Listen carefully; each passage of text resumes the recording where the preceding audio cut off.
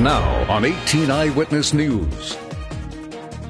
Voters across the 18 Eyewitness News area go to the polls on Tuesday. Also, St. Francis County Commissioners vote to move to first-class status. Plus, the National Weather Service is fine-tuning their warning information. All of these stories, and is it a stormy election? Weather-wise on tap? Coverage you can count on. This is 18 Eyewitness News.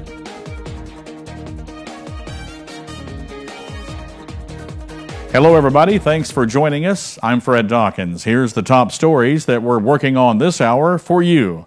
Municipal elections are scheduled Tuesday across the 18 Eyewitness News viewing area. Among the most closely watched contests are Farmington's Proposition Kids. It's a $17 million no-tax increase bond issue, and Farmington School Board elections with 9 candidates vying for 2 seats. The Bismarck Fire Protection District, where voters are being asked to approve a tax levy to support the district. Residents in Fredericktown are being asked to approve a 0.5% sales tax increase to fund water and sewer improvements required by the federal government. Now, in Wayne County, voters are asked to approve a 1/2-cent sales tax to help fund county government. If the sales tax proposal passes, the county's general revenue property taxes will be eliminated. Also, the Clearwater School District is asking residents to approve their Proposition Kids a $3 million no-tax increase bond issue. Stay tuned to the Dawkins broadcast group of stations for results and reaction Tuesday evening and Wednesday morning. Well, now Dustin Kopp is here with our first forecast. And Dustin, looks like we might be in for some stormy weather.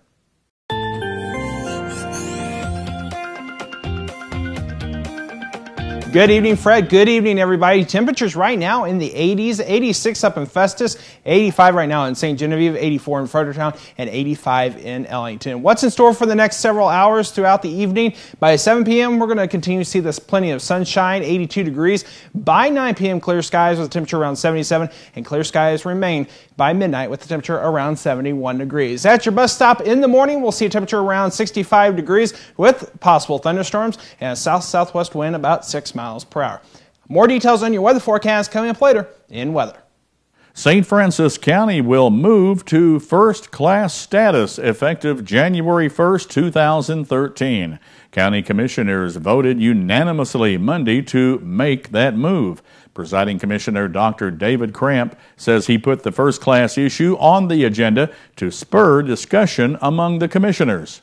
Commissioner Burgess spoke eloquently on, as he analyzed all of it and said, this is no change in government. There are no new taxes and there's no planning and zoning. If it has any advantage, it has an economic development advantage, and since it's not going to cost anything, then why not? Dr. Cramp says most residents won't notice the change because most of the differences from second to first class affect the internal workings of the county.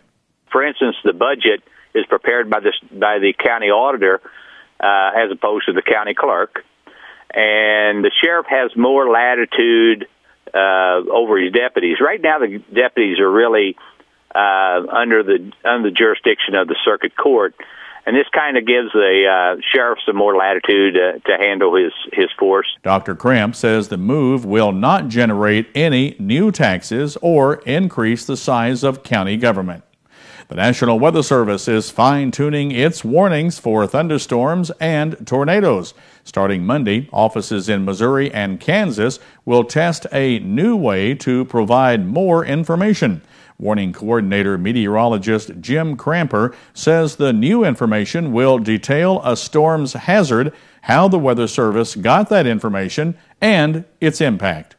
First one will be hazard. Hazard, 3 dots, and then what exactly are we issuing this warning for? Is it for large hail? Is it for strong wind gusts? Or is it for a potential tornado? The next line will say source. What is the source of this information? Is it strictly based on radar, something we're seeing on radar, or do we actually have reports that this has actually been reported already? Somebody has received the hail, somebody has had wind damage, or somebody has seen a tornado. The last one will be impact. Okay, so now you know the hazard, you know where the info came from. What's it going to do to you? And we'll list various things like damage from large hail, home damage from tornadoes. It'll specifically say what these hazards can do to you exactly. In addition, Cramper says there will be another line categorizing tornadoes by their potential damage threat. And there are two possibilities here. The first one will be significant, and then the next one will be catastrophic. Now, frankly, we don't expect to use either one of these very often because, again, we're going to have good, reliable information that tells us this is not an average short-lived tornado. Cramper adds the new system is designed to cut down on the number of false alarms and give folks more information on potential weather threats. You're watching 18 Eyewitness News with Fred Dawkins, Dawn Arnold, Chief Weathercaster Dustin Kopp, and Jeremy Martin with sports. 18 Eyewitness News continues. Almost 200 children took part in the first annual Froggy 96 Easter egg hunt Saturday morning at Farmington's Engler Park. The kids were divided into two age groups, 3 to 6 and 7 to 10, and diligently went about finding every egg that was hid. They also enjoyed seeing the Easter Bunny and Froggy 96's own Froggy. And, of course, the drawing for eggs with $96, $9.60, and the 8-foot Easter basket. Organizers are already planning how to make next year's event even bigger. Pilot Knob residents and businesses can stay better connected to their community through a new communication service. Police Chief Darren Kelly says by signing up, folks can receive text messages or emails of important information. What we want to try to get out is any kind of weather alerts, and also if anything takes place in the city limits, any kind of events or anything like that, we'll be advising the citizens and business owners of that, and also on any kind of crime that we need the help from the citizens. If we got a description of a subject or anything like that, we'll send that out on it also. Chief Kelly says the service created by Nixle is free to the city. The only cost would be if someone has a limit on text messages. Residents and business owners can register online for the service at Nixle.com. Fire investigators have ruled the blaze that destroyed an Ellington restaurant in March as arson. Spokesperson for the Bureau of Alcohol, Tobacco, and Firearms Kansas City Field Office, Tricia Frederick, says the March 19th fire at Hall's restaurant has been judged as incendiary or intentionally set. Frederick says the criminal investigation is in progress and there have been no arrests at this time. Now, here's your Storm Tracker 18 weather forecast with Chief Weathercaster Dustin Kopp. And welcome back. This evening's going to look pretty nice here in southeast Missouri. Temperatures in the 60s, not too bad. However, tomorrow, chance of showers and thunderstorms, which are going to be off and on for the next few days. Better chance of thunderstorms will be on Wednesday, and temperatures will start to cool down a bit, but plenty of sunshine returns on your Friday. Here in southeast Missouri, temperatures are in the 80s, 82 in Cape Girardeau, as well as in Poplar Bluff, 84 right now in Van Buren, 86 in Festus, and 87 right now in Potosi. Here at the station, we have a temperature of 84 degrees with plenty of sunshine. Feels like 84 out there. Current dew point at 60 with a 43% humidity and a south wind at 8 miles per hour. What's in store for your day on Tuesday? We're going to see a chance of showers and thunderstorms throughout your day on Tuesday. A better chance moves in on Wednesday as this cold front pushes through and this moisture pushes on up into southeast Missouri. So for your forecast for this evening, we'll see temperatures in the 60s, 62 here in Farmington, 60 in Potosi, 60 up in Festus. We'll see a temperature around 61 in St. Genevieve, Fredericktown 59, and 60 degrees in Cape Girardeau. So for tomorrow, we'll also see a temperature around 80 degrees, 79 up in Festus, 83 in Ironton, 81 in Fredericktown, down in Piedmont and Poplar Bluff, 82 degrees. So for your next several days here in southeast Missouri, temperatures, they're going to be on the nice side. They're going to be a lot warmer than what we should be for this time of year. We'll see temperature around 80 degrees on Tuesday with a chance of showers and thunderstorms. Better chance on Wednesday with a high of 71. A little bit cooler with some showers in the area on Thursday. 69 and mostly sunny on Friday. Weekend is looking nice for the beginning of it, 72 and partly sunny skies, 74 on Sunday with a mostly cloudy sky. A chance of showers and thunderstorms move back in on your forecast on the next couple of days. So for your weekend forecast, high of 72 on Saturday, partly sunny sky on Sunday, 74 with a mostly cloudy sky. That is a check of your Storm Tracker forecast. Fred, back to you. This is Sports Zone, only on 18 Eyewitness News with Jeremy Martin. The Blues clinched the Central Division title on Saturday night, their first division title since 2000 and just their second since 1987, and they did it despite losing 5-2 to Columbus at the Scott Trade Center. Nashville's 5-4 loss at home to Chicago gave the Blues the title, but the loss will hurt the Blues' chances of taking the top spot in the Western Conference and to win the President's Trophy. It's the second straight loss for the Blues and just their fifth at home this season, but the Blues have a few days to savor their accomplishment. They're off until Wednesday when the Red Wings invade the Scott Trade Center.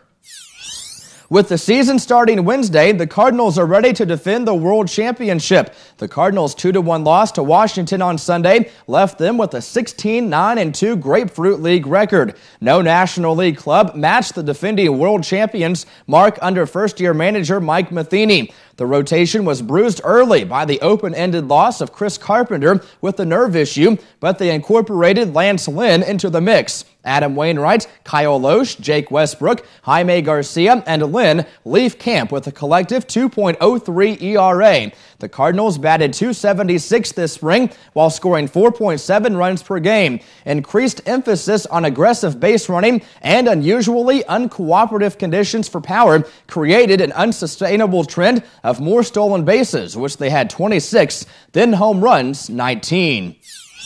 Speaking about more aggression on the bases, the team that ranked last in the National League in stolen bases last season has averaged almost one stolen base a game this spring. However, Matheny warns that any conclusions should be tempered with perspective, but he also suggests a tweak in philosophy may be at hand. A team that has long based its offense on power may augment its attack this season through pressure tactics. The stolen base may no longer be taboo. Advancing 2 bases on base hits will be strongly encouraged, but it won't take too much to increase the Cardinals' stolen base totals. Last season, Tyler Green led the Redbirds with 11 stolen bases despite making only 29 starts. And Rams all-time rushing leader Steven Jackson is already planning his life away from the gridiron. Jackson is planning on a career as a Hollywood filmmaker. The 2-time All-Pro is part of a class of 20 current and former players selected after a competitive enrollment process to tackle Hollywood as part of the NFL's first Pro Hollywood boot camp. This 4-day intensive program on the backlots of Universal Studios will provide the students an overview of filmmaking crafts, including writing, directing, producing, editing, and cinematography. The program is funded by the Player Engagement Division of the NFL, an educational arm that also offers programs in broadcasting, business, and music. Do you see news happening in your neighborhood? Email us at news@kdkz.tv. Before we get to the forecast, I want to tell everybody how much we enjoyed so many people turning out Saturday to the Froggy 96 Easter egg hunt, Dustin. That was really a hoot. It was. We were talking before the folks got down there, actually, and I said, well, we'll probably have 40, 50 people down here with their kids, and turned out to be 192 children, plus their moms and dads and grandpas and everything else. It was a crowd. It was a crowd. There was several hundred people there, and unfortunately we didn't have enough eggs to go around to make sure everybody had plenty. But next year it will be better and bigger, and we're already working on to make that better and bigger. You just never know when you do something the first time, and actually we had over 1,500 eggs out there, and still that wasn't enough.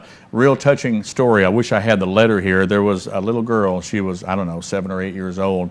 She got one of the eggs that had $96. Really? Well, there was a child next to her that didn't get any eggs. I mean, tried, but they were all gone. Mm-hmm. And so she gave her part of her money so that little child would have an Easter. Wow. And I don't know the girl's name, but what a touching story that is of sharing. So We had a great time down there. The weather really cooperated well, but I understand we may have some thunderstorms looming. We do have a chance of thunderstorms. Before we get to that, we're going to get through tonight. Clear skies, lows in the low 60s. Really a good night to go out and have a bonfire if you're into that. Tomorrow, we're going to see a chance of showers and thunderstorms throughout the day. And then Wednesday, a better chance of showers and thunderstorms. Thursday, we're looking at some showers, but Friday, plenty of sunshine, nice temperatures.